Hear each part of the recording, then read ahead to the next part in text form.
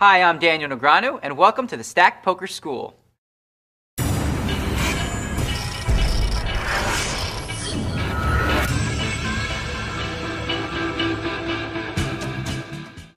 first thing we need to think about when playing Texas Hold'em are what hands we should play and what hands to throw away.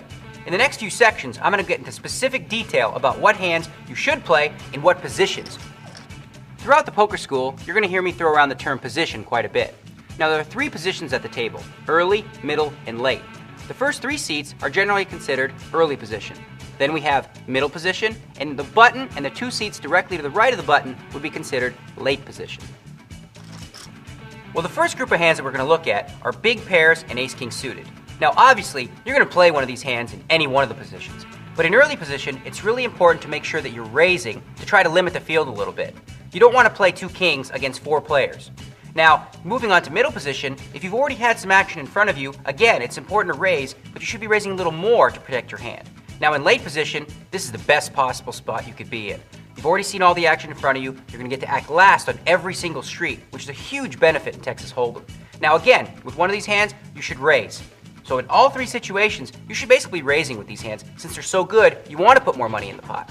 Now, with hands like King-Jack offsuit or Queen-10 offsuit, those are both decent hands. The problem with those hands come into play when you flop top pair with a weak kicker. Let's say, for example, you had King-Jack, which is what I like to call the rookie hand, and the flop comes King-4-5. Well, if you catch that king on the flop, you're going to be sucked into the river. And if somebody has a better kicker than you, ace-king or king-queen, you're just going to be losing a lot of money with that hand. Probably the trickiest hands to play are those pesky middle pairs. I'm talking about jacks, 10s, 9s, and even 8s, really. Now, from early position, there's a couple ways you can approach it.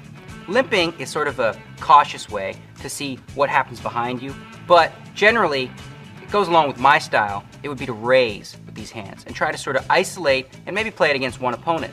Now, for middle position, it would depend on what happened ahead of you. If nobody's raised yet, well, again, you'd play it just like you would in early position, and you'd raise. However, if somebody's already raised in front of you, and you're looking down at 2 8s, I don't know, if the guy's raising from early position, chances are he's got a real good hand. With 8s, I think I would just call there and see a flop. If you catch an 8, now we've got a real hand. From late position, if nobody's entered the pot yet, this is a perfect kind of hand you want to attack the blinds with by making a raise. However, again, if there's a raise in front of you, I'd just call. Now, if you're facing a raise and a re-raise, well, how can 2 8s or 2 9s be good? That's a time to save some money, throw it away, and don't find yourself in a bad spot with 8s up against a bigger pair like queens or kings. You need to be really careful when you're playing small pairs. In early position, I advise just limping in and trying to see the flop cheaply. Now, you could fold, and that's probably what the books would tell you to do. The other option would be to raise. And now I'd only recommend raising if you feel like you've got command of the table and that the blinds are really on the conservative side. Now, for middle position, if nobody's entered the pot yet, lean towards raising and trying to attack the blinds. However, if there's already been some limpers, well, then you can limp along as well and try to see a cheap flop. Now, if there's been a raise already, if it's a small raise, maybe you can see a flop and try to flop the set. Now, from late position, this is ideal. If nobody's entered the pot, definitely you want to raise it up and attack the blinds. However, again, if there's been a small raise or some limpers, you can see a flop. There's nothing sweeter than calling with 2 4s against an early position raise who's got 2 aces and the flop coming Queen 6-4. He bets it, you move all in, and he walks home with a story to tell. Suited connectors. Now we're getting into the fun stuff. If you play these hands correctly, you can win yourself a lot of money. From early position, with a short stack, you just got to throw it away. If you had a big stack, though, you might be able to throw in a small raise for deceptive purposes. Now, in middle position, if you're facing a raise, depends how big the raise is in relation to your stack size. If the raise is too big, well, you just can't play. However, if nobody's played, you can come in with a raise and go after the blinds. In late position, now this is where it gets fun. If there's a couple limpers, you go ahead and limp right along. If everyone's folded around to you, again, you go and raise to attack the blinds. But here, if an early position player raises and you think they might have aces or kings, this is perfect if you have a hand like 5-7 of diamonds.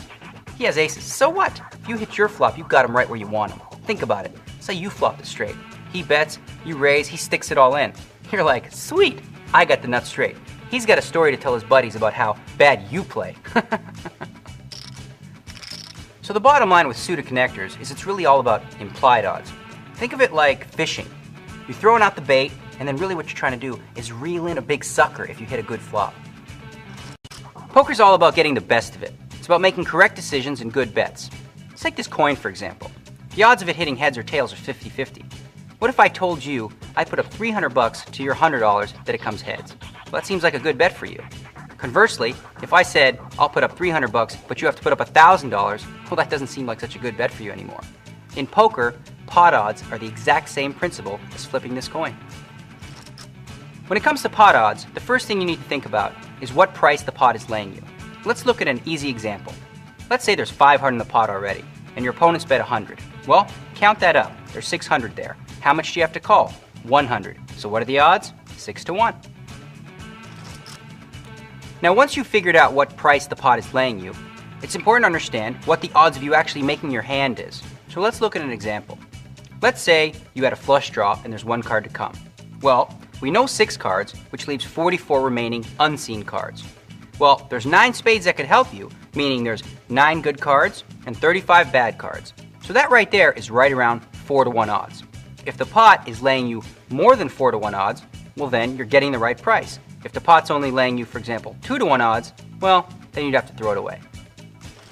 Okay, well certainly the mathematics behind Hold'em are extremely important. You know, understanding pot odds, starting position, and all the other aspects of the game. But realistically, what it all boils down to is the way you read your opponents. What we're going to look at now are some of the various opponents you're going to face in the game.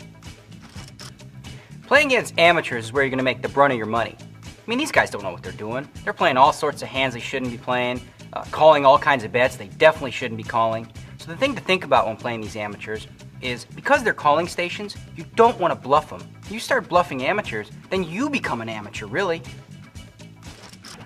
Now the rocks just play super tight. When you're up against a rock, they're always in there with a premium hand.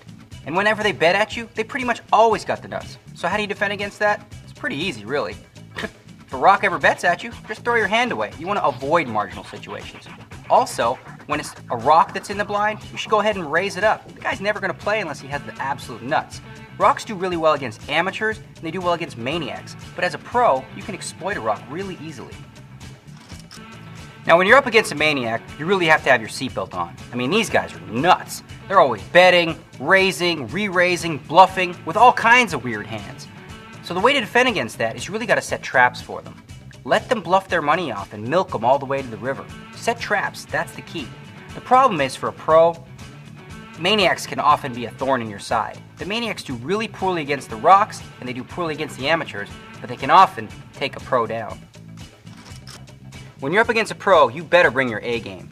Pros aren't easily predictable. They mix up their game really well. Sometimes they're bluffing, sometimes they're playing the nuts. They're always constantly changing gears at will. So why bother pick on a pro when you have other opportunities to beat up on the weak players? Stick to beating up on the amateurs and the rocks. The only time you should face off against a pro is when you've got a really strong hand yourself. Everybody always wants to know, how do you read your opponents? Well, reading your opponents isn't easy. It's both an art and a science. There's really 2 approaches, or 2 things you can combine to help you read opponents. The first thing being physical tells, looking for mannerisms and trying to pick up on maybe facial tics and things. But realistically, looking to see how somebody twists their cookie, that's not going to get it done. What's more reliable is to focus on your opponent's betting patterns, how they bet their hands, and past betting history. So while physical tells aren't the be-all, end-all of reading your opponents, there's still a few things that you should look for that'll really help you out in a key pot. For one, if you notice that a player is betting really aggressively, and all of a sudden his arm extends like that, like, I bet! Well, chances are, this guy's trying to scare you. He might be bluffing. Conversely, if you notice that a person's betting, I bet, real careful, well, he's inviting you in. He's like, come on in, I gotcha. Which leads me to the next example, and that's the sigh. If you notice a guy go like this when he sees an ace on the flop and says, chances are, that's some bad acting right there. He loves that board, and he's just trying to fake a tell. Which brings me to the last thing. Once you've coined, and once you know that your opponent is using fake tells, look for stuff like that. If you see that he looks at the board and goes, you know what that means? That means he loves what he sees there. Once an actor, always an actor. Once a bad actor, always a sucker. You'll often hear people on TV say things like, I can see through his soul. Like, give me a break. No, you can't. The truth is, the great players are great. Why? Because they focus on betting patterns. They focus on the action, the pre-flop action, flop action, How does this person play these hands in certain positions? Does this person raise with a flush draw? Would this person ever just call with a big pair like aces or kings? The more questions you ask yourself and the more answers you get, the higher the likelihood that you're going to make the right decision in the long run. So again, to improve your hand reading skills, you need to combine both the art and the science, both the physical mannerisms as well as your opponent's betting patterns. You really just got to pay attention, watch your opponents. The more information you have, the better decisions you'll be able to make in those big crucial pots. If you ask world champion Carlos Mortensen, he'll probably tell you, poker is all about the bluffing. Well, while bluffing is definitely an integral part of your overall strategy, that's not all there is to it. First of all, you got to figure out, who do you bluff? Think about that for a second. How you can bluff an amateur? An amateur doesn't even know what he has, let alone he's going to try to figure out what you've got now. How about the maniac? You don't want to get involved with these guys. You trap maniacs. You don't try to bluff them. The guys you want to bluff are the rocks, the weak and the timid. There's more than one way to bluff. You can try a desperate, stone-cold bluff on the river when you've got absolutely no hand. Or you can use a trick that the pros like to use, called the semi-bluff. Think about it for a second. Let's say you have two hearts in your hand. Two hearts come out on the board, giving you a flush draw. Well, that's a pretty strong hand. You're going to call a bet, right? Why not bet yourself? This gives you two ways to win. If you bet and nobody calls, you win the pot right there. If you bet and somebody does call, oh well, now it's just time to hit your flush and win an even bigger pot. I see far too many rookies throwing out that desperation bet on the river thinking that's the only way they can win. But that's not how you bluff. You gotta set up a bluff early in the hand. It's like telling a story. You don't just throw a bet out on the river with no rhyme or reason. You're telling a lie, you gotta tell it right. You know why position is so important in Texas Hold'em? I'll tell you why. Bluffing. When you get to see what your opponents do before you have to act, you get so much more information that you can use against them. Think about it. Your opponent checks, he's either trapping you or he's got nothing. It's your job to figure out which one it is. This is no time to get cute. There's too many people in the pot to try bluffing wildly when there's so many people that could hit the flop. Yeah, when you're up against one guy, sure you can bluff, especially if he checks to you. But with four guys in a pot, come on man, you can't bluff everybody. So why would you ever show a bluff? I'll tell you why. There's nothing sweeter than taking a pot off a guy with absolute rags and then showing it to him as he throws his hand in the muck. It'll send him on complete tilt for the rest of the session, and everybody else at the table, they'll get to see that you're willing to bluff, you might have the nuts, they'll never be able to figure you out. You know, it's funny. Sometimes the absolute correct strategy for no limit hold'em is the exact opposite of what the correct strategy would be in limit hold'em. Let's take a look at a few examples. Probably the biggest difference between no limit and limit hold'em is the way you approach playing on the flop. Now in limit hold'em, it's all about pound, pound, pound. Let's say for example, you have ace jack, and the flop comes jack 9-4. Well, in limit hold'em, you want to bet and raise and re-raise as much as possible. But if you're playing no limit hold'em, it's a little more tricky. You only got one pair. Sure, it's top pair, but if somebody else has a set, you could lose everything you have.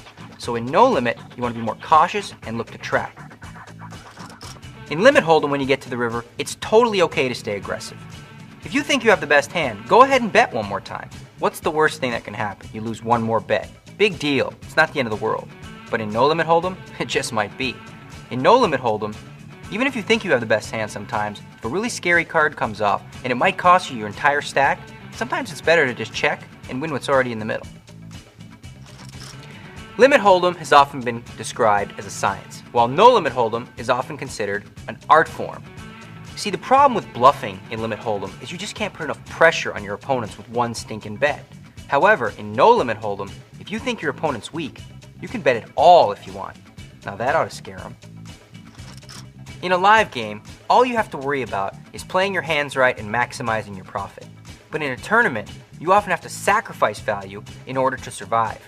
Tournament poker is more about survival and money management skills than it is getting full value on your hands.